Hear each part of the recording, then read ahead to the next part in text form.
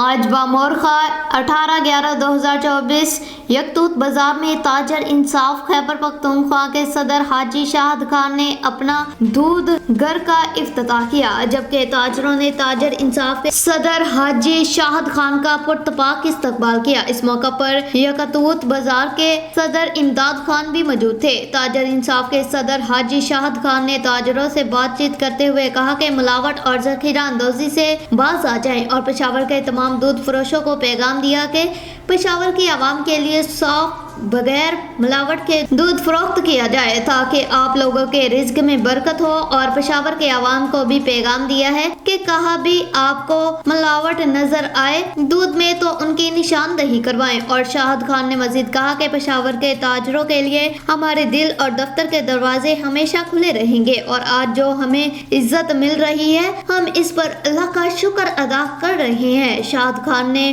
مزید کہا کہ تاجر ہمارے مٹ اور بازو ہیں، ہم کبھی بھی ان کو اکیلا نہیں چھوڑیں گے، ہم ان کی خدمت کرتے رہیں گے اور ان کے مسائل اعلیٰ حکام تک پہنچائیں گے۔ اور شاہد خان نے تاجروں کے پیار اور محبت پر تاجروں کا شکریہ ادا کیا۔